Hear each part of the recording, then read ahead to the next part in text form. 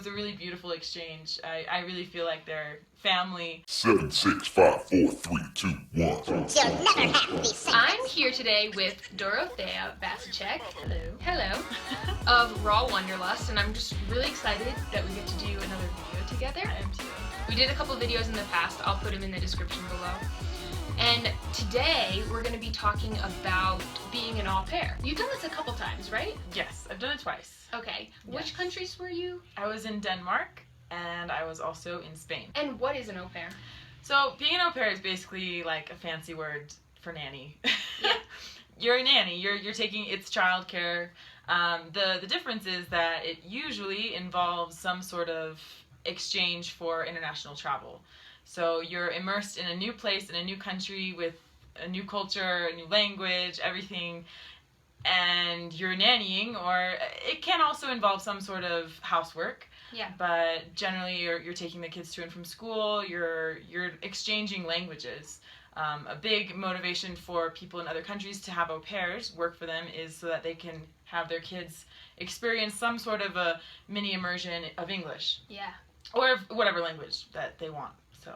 And I think a big pull for a lot of people who want to travel, like maybe especially younger people who are out of high school and they're not sure exactly what they want to do, is to do this, to be an au pair. Totally. So yeah, I'm excited to get more of your take on that whole experience. So how did you link up with the families in the first place? Is there like a website or multiple websites? There's lots of resources. Yeah. The first one that I actually hooked up with was, I didn't know au pairing existed, and I had made a connection at a festival in the UK with a family. I had met the son. They had one son, and it was a couple, and she was pregnant with her second baby. And we became Facebook friends because we met at this festival, and I liked the family. Like, I felt like we had a connection right away. We became Facebook friends, and then a few months later they posted something on Facebook saying, we're looking for an au pair, this is what we'll give you, this is the money exchange, we'll pay for your travel, and like, this is what will happen. And I was like, what, this exists? The soonest I could commit to them to go there, to Denmark, was almost an entire year later. Afterwards, I was like, whoa, that was not so smart. Like, to plan that far in advance, Right.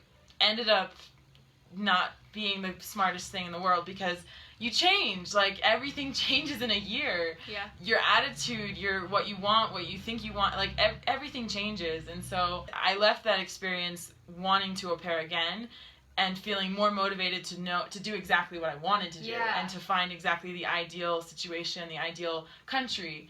And so that led me to do a Google search. Yeah. And I just Googled au pair jobs, and the first website that came up was this website called aupairworld.net. Yeah.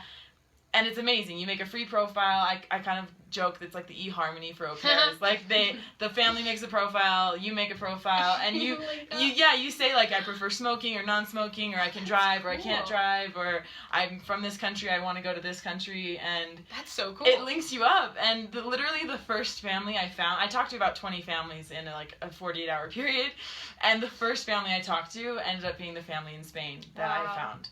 And it was the perfect match, like really, really, really well matched. So that's so cool. So how did you connect with them when you were overseas? Did you set up like a Skype call or something? Yeah. So we started our communication through email, and it was all in Spanish, and that was kind of intimidating for me, but it was okay. Google helped there as well.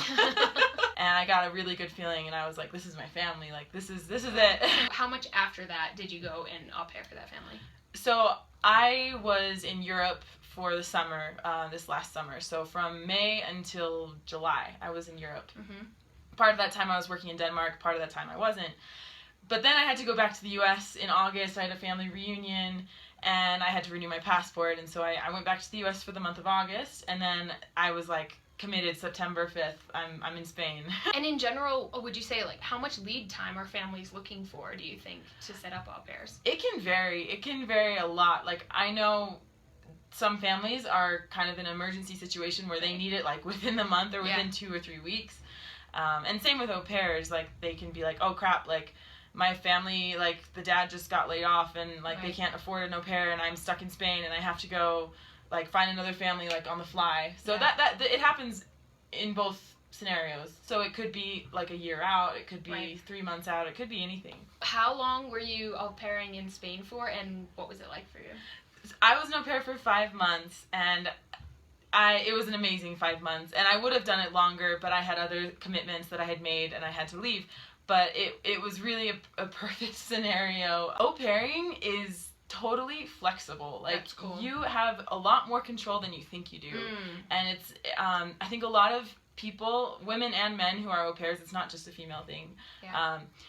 They just kind of go into it thinking like, oh, I have to do whatever the family says, like whatever they say they're, but you actually have a lot of flexibility, and you can ask for more things. You can ask for more freedom, more hours, specific hours. You can ask for more pay. You can negotiate with your flights and say like, can you help me out? Can you pay for half of my flight, or can you buy my train ticket? So in terms of that, the website that set you guys up, there's no like payment that goes through that. That's no, just to link people up. It's just to link people up, and then it's your job to communicate what your needs are. And I highly recommend that you get all of that clear before you are there physically, and also you get clear your schedule, like kind of just run through the day of like, okay, what will my day look like when I'm with you? And I had a really good communication with my family in Spain before I left to meet them, and they agreed to pay for half of my flight. They were paying for my train ticket from Barcelona to Zaragoza. They told me they needed me to drive. That was one of their make or break deals for me, and so I was driving in Spain. Some of it happens when you're there, but it's better to have an agreement before you go. 80 or 90 euros a week, or whatever the agreement is, 70 euros. There is a minimum wage actually for au pairs. Oh, cool. If you're getting paid less than 40 euros a week, then you're not, it's not good. You want to make sure you're getting your money's worth. For sure. Yeah. You're valuing yourself. With the family in Spain, how many actual hours of like work time do you feel like you were putting in a day? It's hard to say, because I was so immersed, like so enmeshed into their family. Like, I wouldn't really call like Christmas vacation work. Right. So I'm like, well, I went to their Christmas, like all of their Christmas fiestas and everything, but I don't count that. But I don't know, I would say like probably 25 hours a week. Yeah, nice. 25, 30, depending. I mean, it was really nice. They paid for my school. I took some Spanish classes when I was there. They offered to pay for like salsa dancing if I wanted, which I never got around to, but they were very, very, very liberal with allowing me to do whatever I wanted, and being free to hang out with friends and to have a good balance. And they recognized and respected that like I needed to have a life as well. So, but then when I was on, like I was totally with the family, and I got really close with them. Like it was a really beautiful exchange. I really feel like they're family, and I love them, and I want to see them again. It's worth mentioning that like every au pair experience is going to be so unique, because every country is different, every family is different, you're different, and it's important to recognize, if you're looking into this line of work, that the family, like, even though it might feel like you're taking a huge risk, like changing your life and going overseas and living with these strangers, like they're taking just as much risk with you.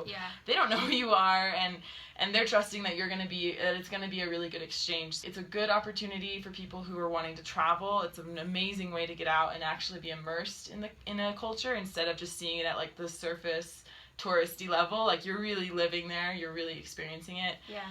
And be open. Outside of this au pair experience, I mean, you're an awesome nomad minimalist and doing really cool things with your life and your business and your writing.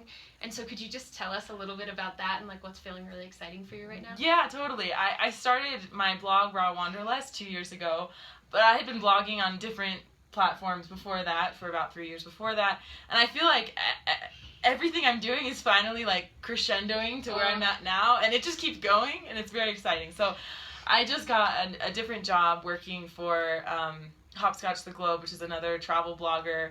I'm a big fan of hers, and I just was so excited to hear that she wanted me to be a contributor on her platform, on her website. I also write articles for Campus Film Studios. It's an online magazine, and I do random editing work, and I love writing. Like, the written word is really exciting for me. And so, and I'm working on my book right now. I'm like getting it ready to be put out here in the next a few months.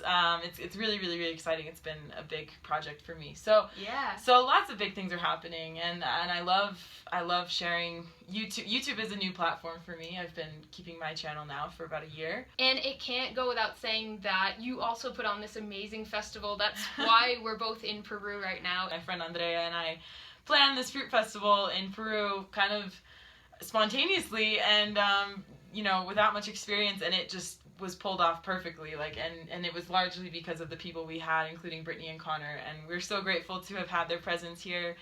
And now we're just enjoying Cuzco, and it's been amazing to be able to travel with these people who are some of my best friends, and you don't always get to travel with your friends. It's actually kind of rare, and to have our paths cross is just really special. So yeah. I'm really happy to be collaborating. Me too. I'll definitely put up the link to the Inca Fruit Fest down below, and also to the fruit festival that Connor and I do in Thailand. So there's lots of ways you guys can connect with us, and if you have more questions about being an au pair or anything, post them down below and we'll get back to you. Cool. See you guys. See you guys.